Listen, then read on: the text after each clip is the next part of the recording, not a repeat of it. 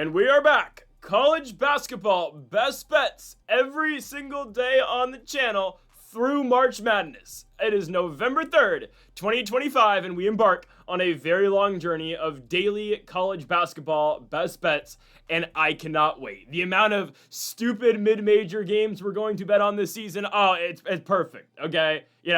We did college basketball best bets every day on the channel last year. It's the most in my entire lifetime that I've watched that much college basketball, was last season, and I'm excited to watch even more here in 2025. I cannot wait. And guys, we have games today in college basketball starting at, and I kid you not, 5 o'clock in the morning my time. Yep. Winthrop and Queens play at 5 a.m. And I know this video comes out at 5 a.m., so we're not going to be betting anything for that game. It's just ridiculous that that's a thing, but we will have basketball all day long today. We've got some interesting teams playing, like Prairie View A&M is going to be playing the College of Biblical Studies. Midway University is going to Morehead State.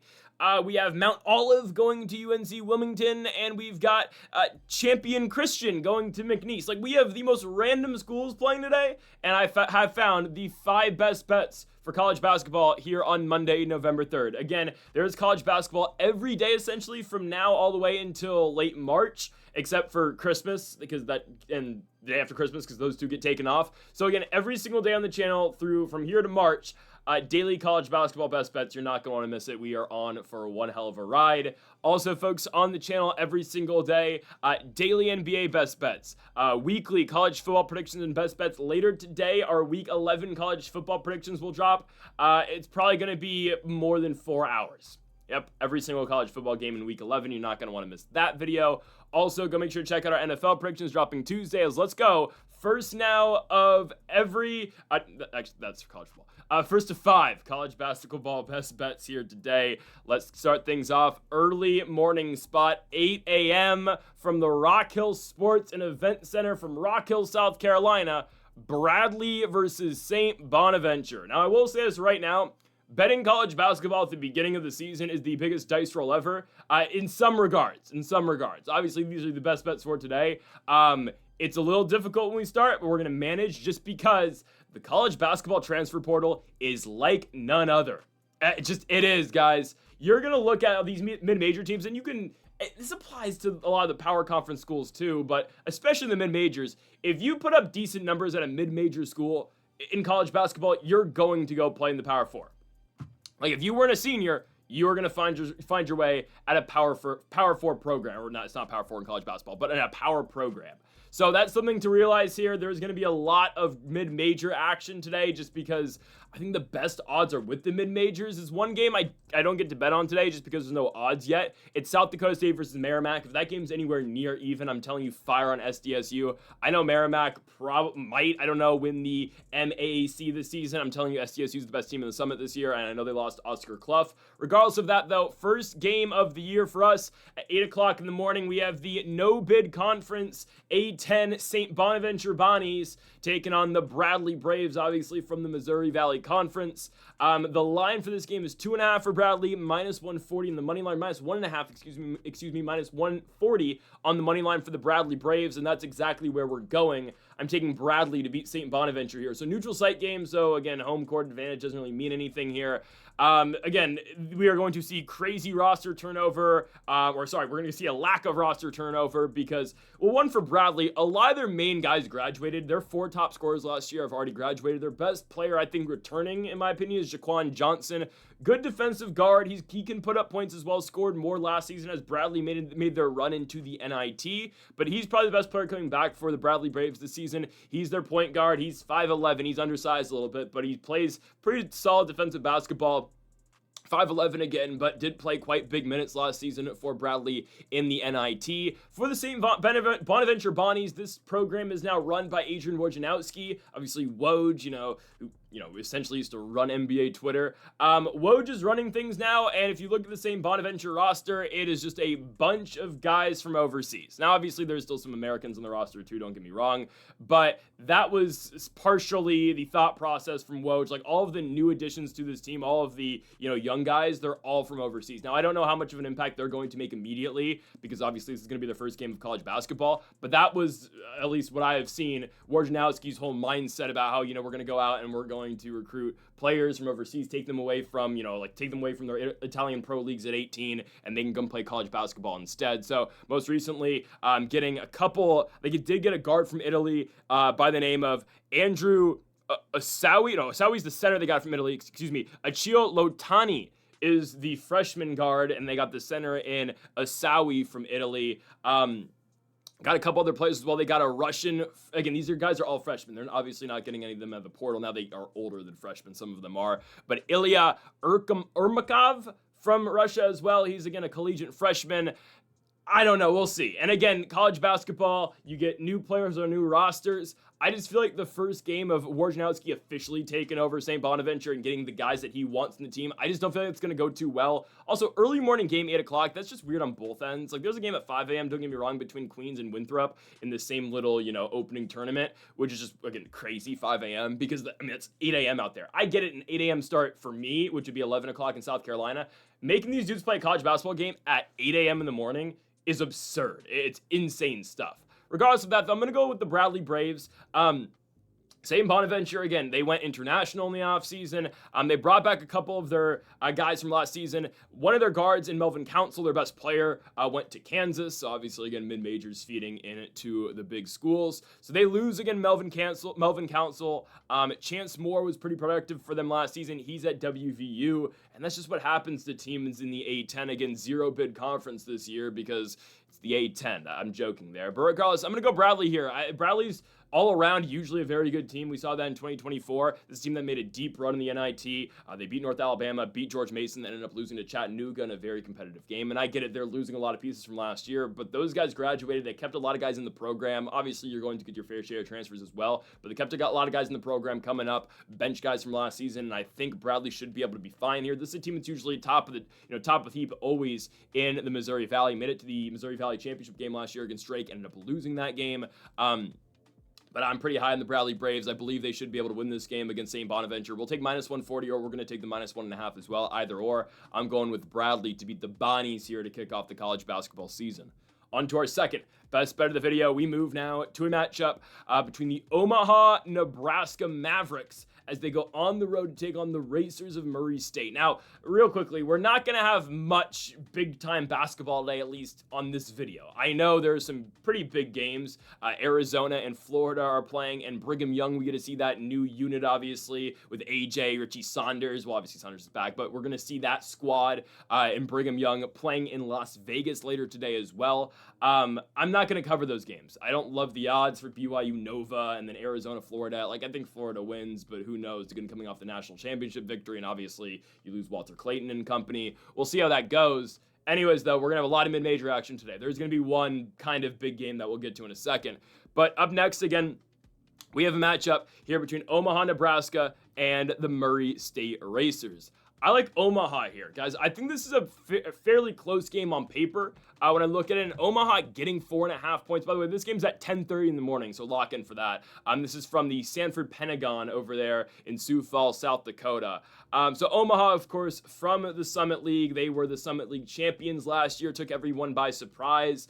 They just got hot at the right time, right? Omaha, Nebraska, they beat St. Thomas, Minnesota in the championship game. They did not have to play South Dakota State because South Dakota State always chokes in the tournament, it feels like now. But they beat the Coyotes, did Omaha in the Summit League championship or Summit League tournament as well. But it's a team that caught fire at the right time, right? The Summit League's a very competitive league. Led by a couple guys, Tony Osborne, who is returning for his senior season at Omaha, Nebraska, and they were led by J.J. White as well, but White's over now at Baylor. Regardless of that, though, you've got some good guys on this Omaha, Nebraska team. Markel Sutton, by the way, was by far their number one guy. He was their forward. He's at LSU. Big surprise. I don't know how good Louisiana State's going to be this season, but I know Markel Sutton can hoop. Regardless of that, though, Omaha, Nebraska put on had a really fun run last season. They were doing things where they're beating the trash cans up in the locker room with the Outrunners from All Elite Wrestling. But they wanted a big winning streak. They got hot at the right time, and they went on to the March Madness and then the national the NCAA tournament. Ended up losing to St. John's. Obviously, that's expected. But this is a team that, again, put it together last season. You bring back a guy here. Unfortunately, again, you would like Markell Sutton to be back, but you bring back Tony Osborne, who was a 12 points per game scorer for you last season. Decent turnover coming back. Lance Waddles comes back as well. He's another starter on this team that averaged over 20 minutes a game. Obviously, Osborne played pretty much the entire game for them alongside Markell Sutton. So you get your guys back, at least a decent amount of them, and really that's all you can ask for at a mid-major like Omaha, Nebraska, who I get it is building a program. They won the Summit League last year, but not considered a powerhouse yet, I'd say, in the Summit on the level at least of a South Dakota State or a North Dakota State or a South Dakota even sometimes, and they've been competitive. Obviously, UND lost Trace and Eaglestaff, a big shocker. But anyways, Omaha, Nebraska is a 4.5-point dog here against Murray State, and I just don't believe Murray State's that much better than them. I don't think so at all. I think Murray State's a good team. I wouldn't say they're 4.5 points better, though, than the Omaha, Nebraska Mavericks. You lose a player in Jacoby Wood last year. He was a senior. He's graduated. Terrence Harcum did graduate as well. So you lose your two best scorers to graduation. AJ Ferguson as well is another 11 points per game scorer. You lose all these guys. I think Omaha is able to keep this one close. And again, this is what we have to think about here. Early college basketball season. Neutral site game, so we don't really need to worry about, where the game is at. Neutral site. Teams look pretty even on paper, in my opinion. You have a tournament team in Omaha, Nebraska, who won the Summit League, and you get a team here in Murray State who wasn't great last year. I mean, they were a 9-11 team. In the Missouri Valley, finished with a 16-17 total record, won a game over in the MVC tournament against Evansville, but Evansville's horrible. And they went out and lost to Bradley, obviously, who we talked about earlier. But I think Omaha, Nebraska's got this game. Again, neutral site. I think if we're getting 4.5 points in a game like this that looks like it's going to be fairly even, both teams obviously adjusting to graduation and the transfer portal. But I think Murray State lost a lot more personally, just looking over the rosters and seeing, again, what holes they need to fill this season. So I think it's going to be a tougher adjustment for Murray State. Omaha, Nebraska playing in Sioux Falls. This is the Sanford Pentagon, is where the Summit League tournament is held. They are familiar with this complex. Hell, they won 3 straight games in the Summit League Championships tournament last year in Sioux Falls, South Dakota, to, of course, go on to the NCAA tournament where they beat a South Dakota team in a game that was really, it was big for them because if they got into the championship game, they played St. Thomas, Minnesota, who wasn't eligible for the tournament. So regardless of that, right, they beat a South Dakota team in South Dakota. I get it. Sioux Falls is really filled with fans from Brookings, from South Dakota State. But my point with all that being is they've won in a hostile environment before in South Dakota. Now, again, I highly doubt there's going to be a big crowd, but you've already won in this building 3 times last season. You should probably be able to beat Murray State. Again, though, we don't even need Omaha to win. We just need them to cover 4.5 points. And I think with all the adjustments that need to be made this season, for the Racers, I think we should be fine here. 4.5 plus 4.5 for Omaha, Nebraska, and Sioux Falls, South Dakota. On to our third best bet of the video. We move now to maybe my favorite bet of the day. We talked about there's one big game we have today, and I did consider taking Cal Poly on the road at USC, but I know USC's added a lot of pieces this offseason. They've, I wouldn't say gone all in, but they have really established, okay, we need to start winning a lot here. And Poly lost a lot of their guys last season, those shooters that made them so good in their 6-man rotation. Regardless of that, though, we're going to look at a 4 o'clock, I believe, start time on ESPNU as the Florida Atlantic Owls host the Boston College Eagles in Boca Raton, Florida. This should be good because Boston College sucked last season. They were god-awful. They could not win a game in the ACC. Well, they did. They won 4, but they beat VTech at home, Georgia Tech at home, FSU at home, and Miami at home. And obviously, we know how bad the Hurricanes were last season. My point with all this being, Boston College couldn't win on the road last year. In fact, they didn't win a single road game all year long. They won neutral sites. They beat ODU and Missouri State in an overtime game neutral site, and actually Boise as well, which is a very surprising outcome. I remember that last season. It was odd looking back at that. But regardless of all that, BC couldn't win a road game all year long. They went to Stanford and lost. They obviously lost at Pitt, lost in Raleigh to a North Carolina State North Carolina State team that was up and down last season. They couldn't get it done on the road all year long. And opening day 2025, you go to FAU. A team that's solid in the American Conference, man. The American's a good conference. FAU finished 5th last season. They were not an NCAA tournament team. They went to the NIT and lost to the Dayton Flyers. But this is a team that was solid in the American. They went 18-15 as a whole. I'm telling you, the biggest thing in FAU's whole thing last season is that they would just pour points on you. They weren't great defensively, but they could just score, and they had a pretty deep rotation of guys that could continue to produce. I don't think Boston College is ready for this, guys. In and this is the biggest part of today, right? In terms of, we got to see where games are being played at, if they're neutral sites or if they're at, obviously home arenas or on campus. This game's in Boca Raton, okay? FAU's football season is essentially over with Caden Vetkamp and those guys. They're like 3-6. They've been huge underachievers this year. They score, like their basketball team, they score a lot of points, but they just, they don't play defense. So if you're in Boca Raton, you're waiting for college basketball season, okay? These fans are going to show up on a Monday night for this game because they have an ACC school coming down from Boston and playing them here. I mean, Boston College, again, I don't love the roster. I don't think it's better than last season. I think it's kind of on par, personally. I'm not impressed. Donald Hand is back. That's probably, I have to assume, to be their primary scorer this season. He averaged 16 points a game last year. Hand is back for his junior year, the 6'5" guard. He's going to be their number one, I believe, all year long. But FAU is just a very talent-loaded team. And I just like the fact they're at home here. FAU at home. I don't think Boston College is ready for this game. And we get it at even odds. Again, BC all of last year did not win a single game on the road. And I get it, non-con. They didn't go to a single campus in their non-conference schedule. They played all, obviously, tournament games or, invitational games or whatnot, or just straight home games.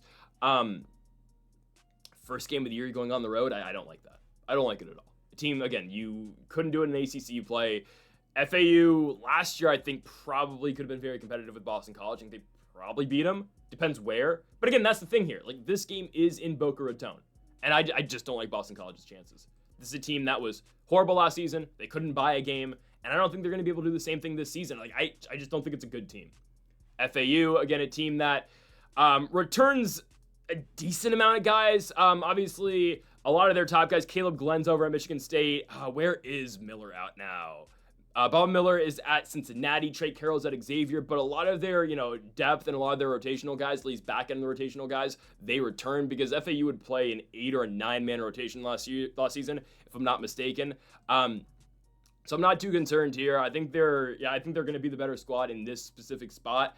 7 o'clock game at FAU. I don't think Boston College is ready for it. First game of the season. You struggled so much last year. Now you got to go on the road immediately. I mean, there's already precedents that set that you lose every single game. I think FAU gets it here. I'm going to go with the Owls in Boca Raton to pick up the victory. I'm going to go minus 115 for FAU. I'm telling you, I can break down rosters all you want. And again, we can't really, we'll see how good teams are once they officially get on the court. Because again, you can look at individual players and say how good they are and what teams lost in the portal. You just need to see how these teams play on the court together. But I'm telling you, the biggest part of this game is going to be the environment. That place is going to be rocking, and FAU will put it on Boston College. I'm taking the FAU Owls to be the Boston College Eagles. Minus 115 on the money line here in Boca Raton.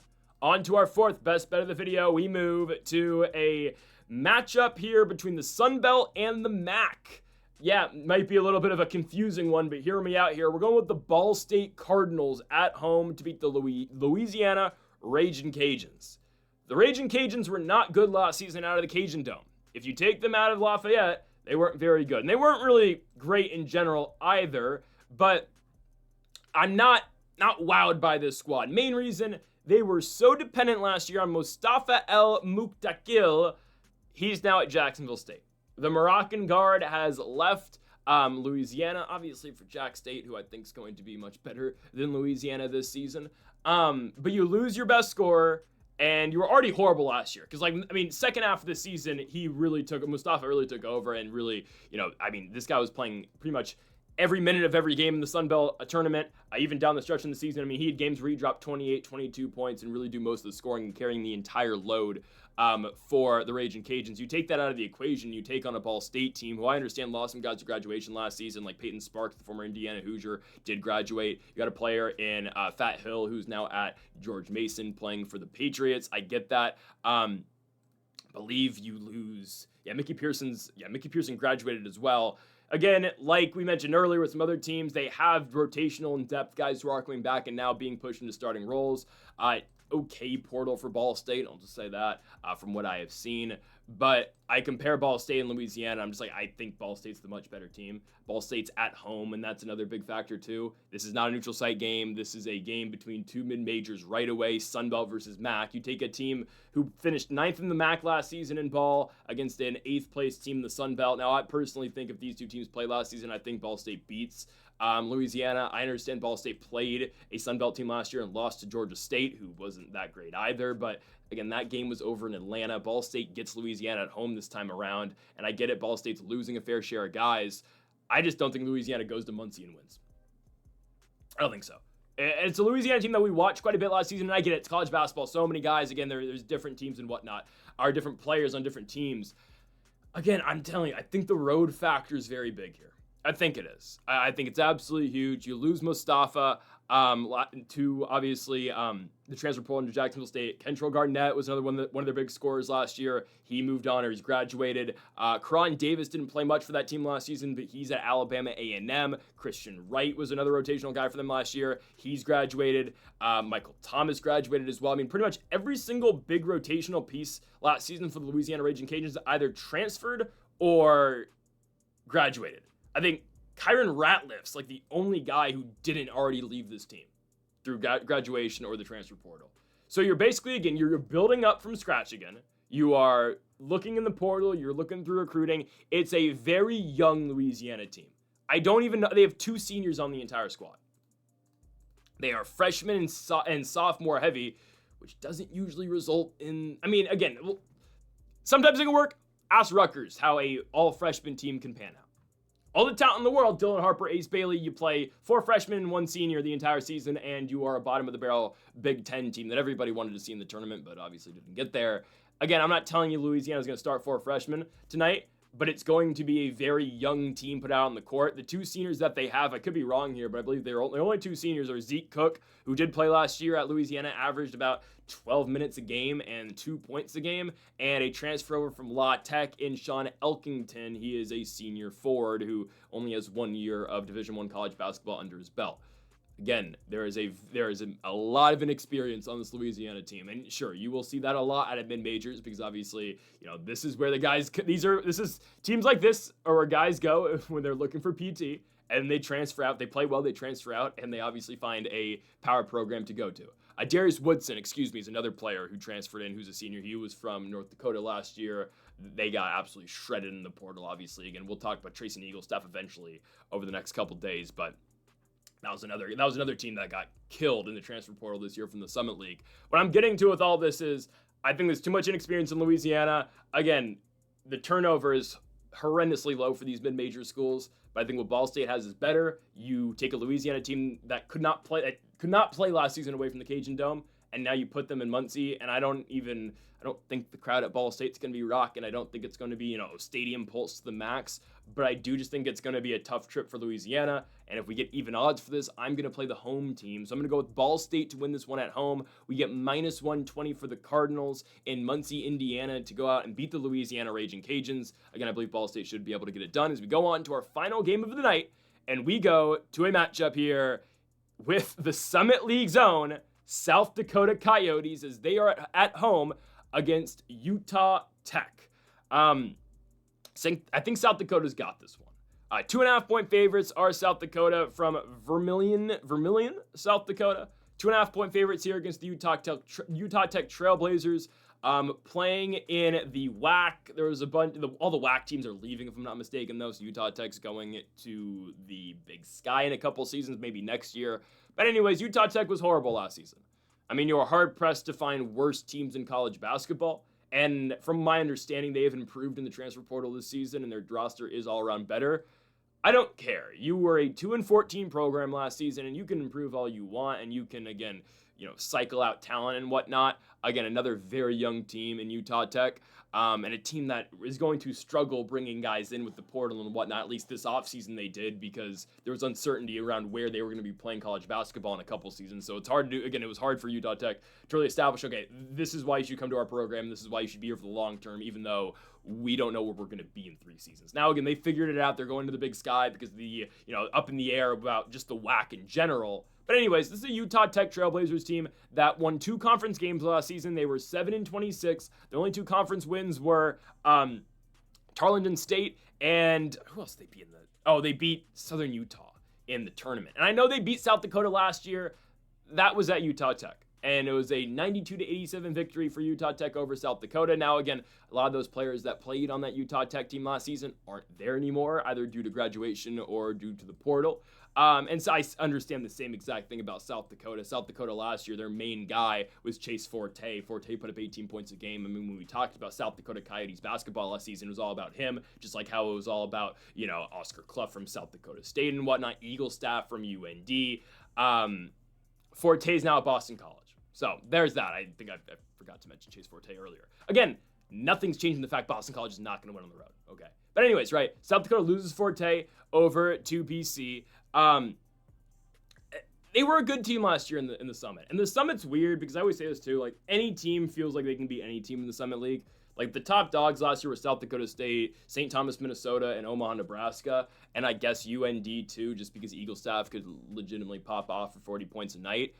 But anybody could beat anybody. Summit League games are very high scoring. Like South Dakota had a game last year where they scored 104 points on the road at St. Thomas against the Tommies, and they still lost 119-104 just because that's just how the Summit League works sometimes.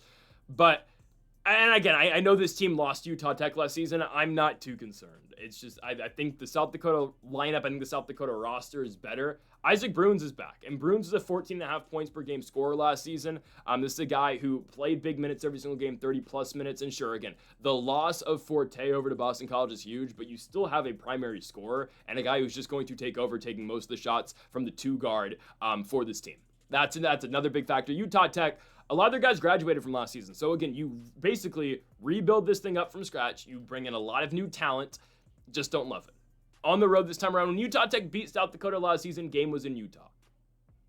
I think South Dakota wins this game, and maybe it's just my faith in the Summit League, just because I wanted to take South Dakota State today to beat Merrimack, and yet there just are no odds for that game, and I expect SDSU to get it done. Just like, don't forget last season, beginning of the year, South Dakota State, we had as plus 7.5 point dogs. We took them to win outright against McNeese first game of the year last season. I'm telling you, Summit League plays pretty well in terms of, taking on other mid-major conferences. It's just once they actually get into Summit League play, usually don't get the best regular season team and the best team on paper because they get into the tournament. And obviously, this is all mid-majors, but I'm telling you, especially the Summit League, ever since, Mike Dahm and David Jenkins and Skylar Flatten left South Dakota State in 2018, 2019, we've not been getting the best regular season team out of the Summit League tournament. So, again, it's a very competitive conference. They usually play pretty well against other mid-major conferences, and I believe that's exactly what we're going to get here. I have quite a bit of faith in South Dakota, and I'm telling you, Isaac Bruins is going to be the biggest reason towards that. This is a 14.5 points per game scorer. In his junior season, played a lot his freshman season, played even more his sophomore season. This is a guard from South Dakota playing for USD, the Coyotes. I know it was a competitive loss last year at Utah Tech, but I'm telling you, home court makes a big difference, and getting this game to start the season for South Dakota, I believe, is going to be absolutely massive. So I'm going to go with the South Dakota Coyotes to win this game at home and cover the 2.5 points against a team in Utah Tech who beat them last season and then proceeded to win 3 more games in the entire year. So don't love that. You take away a lot of the top guys last season for the Trailblazers, and yeah, Isaac Bruins is still here for USD. So I'm going to go with the South Dakota Coyotes to win this basketball game and cover the 2.5 points at home in South Dakota. Folks, that'll do it for our 5 best bets for college basketball here on Monday, November 3rd. If you have not yet, though, make sure to hit that subscribe button down below for more. Again, we're going to be going every single day on the channel with our college basketball best bets, and these will only get easier over time after we get to actually watch these teams play on the court for the first time. It's not like the NBA where, half the teams already played with each other before. College basketball, especially at the mid-major level, is difficult, but I think, again, we can take advantage of home spots tonight. I think we can be really successful. So, again, that'll do it for our 5 best bets, folks. If you haven't yet, though, make sure that subscribe button down below for more. Make sure to leave a like if you did enjoy the video. Make sure to comment if you do disagree with any of the picks. Folks, thank y'all for watching, and Mamba forever.